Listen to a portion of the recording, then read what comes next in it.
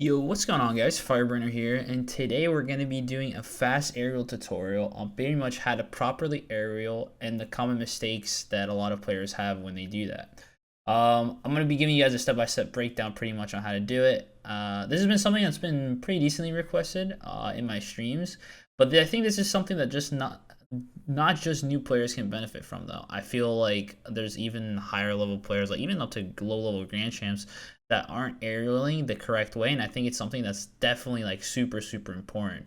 Considering I feel like if you know how to fast aerial properly and you have a lot of aerial speed, this is like might be one of the most important mechanics in the game, right? Because at the highest level, not even the highest level, but any level, if you're faster to the ball than the other person, majority of the time you're gonna have more control throughout the game. So enough talking for me though. Let's just get right into it. Okay, so first things first though, I want to show you guys common mistakes people have when they're about to do their aerial or once they actually execute it.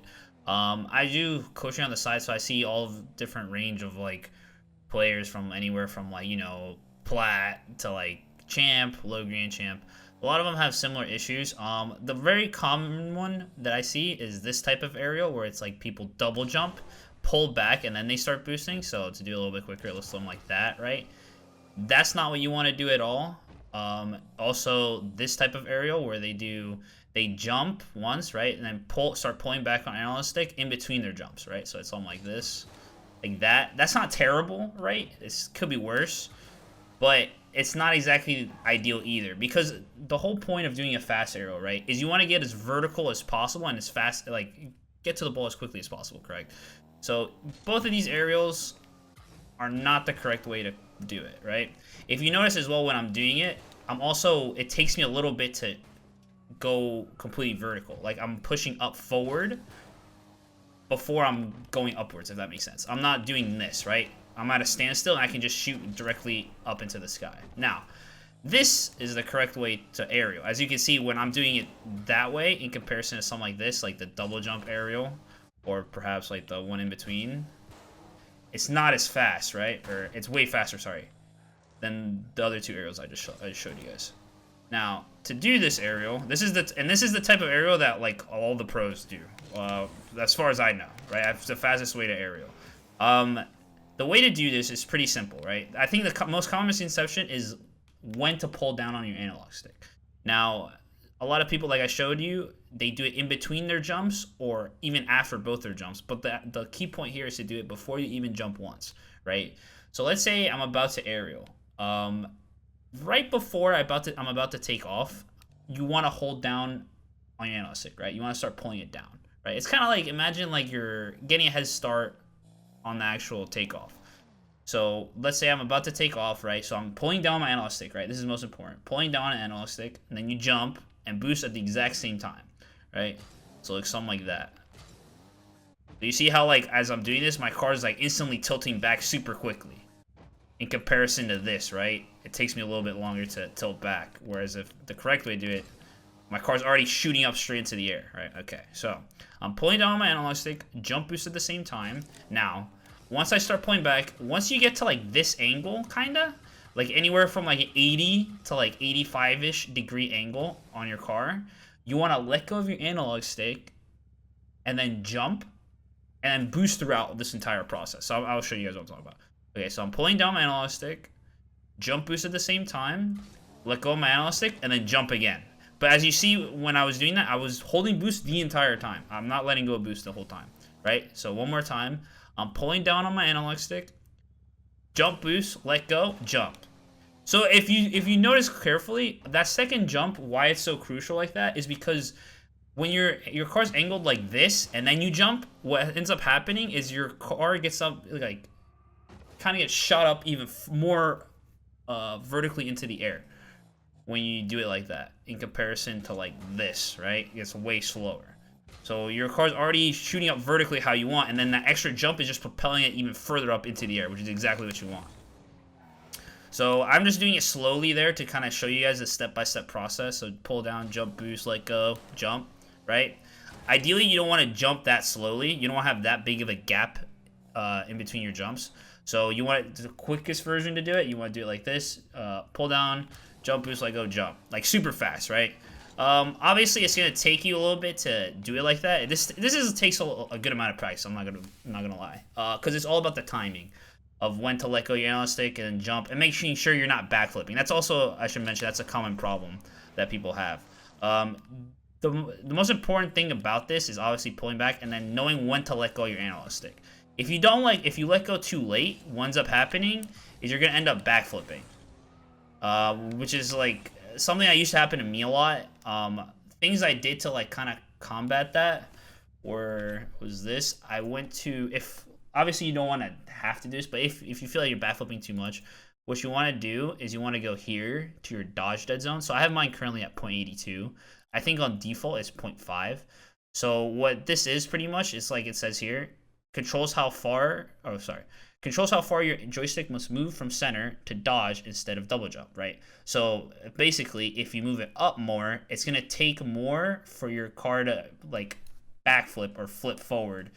The higher this is, right? But the lower this is, the more sensitive your controller is to like flipping. So essentially what that means is you're going to be able, so let's say if I lower my dodge dead zone to, let's say 0.2, any slight movement in my analog stick as I jump, I'm going to instantly flip. I'm going to flip like really, really easily, right? But if I push it to 0.9 or 0.92, I'm going to have to really push my analog stick to one side and then dodge for it to register as a flip. So I've always had mine around 0.82. It's usually kind of sweet spot for me. I mean, this is all preference though. You don't have to change this, but I'm just saying in case you start backflipping too much, this is something you can look at to change that. Hopefully it'll fix that. One thing I should quickly mention as well that I forgot to do. When you're doing this, right, you want to aerial this way for literally everything. There's people I've heard that was like, oh yeah, I aerial this way for this type of ball that's in the air, and then I'll aerial a different type of way for something else, right? No, you don't want to do that. You don't have multiple types of aerials, right? You don't want to take off multiple different type of ways. You want to aerial this way for literally every single ball that you go for. Whether that means that requires you to slow down or speed up before the takeoff, that's up to you, but you want to have one consistent aerial, because that's how you have inconsistent aerials if you're doing it two different types of ways. You want to do it this type of way for literally everything that you go for. So I just wanted to include that real quick. Okay, so another common mistake that I see is people undershooting their aerials. Now the biggest reason of this is because people feel like, okay, I need to go really fast, right? I'm trying to get there to the ball as fast as possible. I need to be moving as quickly as possible before I take off, right? Which is kind of like a misconception, because actually what you want to do, right, to prevent yourself from undershooting your aerials is you actually want to halt your momentum a little bit before taking off, so that way your car can take off more vertically. So let me see if I can show you guys an example here. All right, so if I'm trying to get to this ball, right, it's pretty high up, right? I can't go like this, like super fast, and then reach it, right? My car is not going to be able to get up vertically in time to reach that, something like that. So for something like this, I'm going to have to like slow down my car's momentum before taking off and then do the fast aerial, right? So something like this, right? Now I'm able to reach it. As you guys saw, I didn't even boost prior to taking off to get up to the ball. It's a little bit counterintuitive, but it makes more sense with the more practice you do with this. So again, here, I don't even boost, and then I do my fast aerial, and I can easily reach it. But if I'm boosting prior, can't reach that. Here's another example, right? If I'm boosting too quickly before taking off, my car's not going to be able to get up high enough to reach it. That time I barely was able to reach it, right? But so instead I just drive essentially and then take off, and then it's an easy hit for myself. Again here, I'm not even boosting. Take off, and it's easy as pie. So that's just another kind of issue I've seen with a lot of people, is that they feel like, okay, I need to go literally as fast as possible, like something like this, right? If you're going too fast, you're not going to be able to reach that as well, right? So this one, especially, like for something like this, it's even worth noting that you can even like kind of tap the brake before you even take off to shoot up as vertically as possible. So something like this, right? Tap the brake and then take off. I'm able to reach it. That was kind of not clean, but maybe something like this, right? As you see, like I'm moving forward, I brake, and then I take off, and then I'm able to get it pretty easily. But if I'm moving forward too quickly, I can barely reach it. Let me see again. Yeah, see, going way too fast. Tap the brake. Easy peasy. But yeah, guys, that's kind of the gist of how to fast aerial correctly. If you guys want this training pack, this is actually pretty good to practice your fast aerials on. I'm gonna leave it in the bio or in the description of the video, so you guys can download it and try it for yourselves. Let me know as well what you guys want to see next, what kind of tutorials you want to see next. I know my tutorials are kind of like on the fly. I just kind of show you guys how to do it in free play, so they're pretty easy to make for me.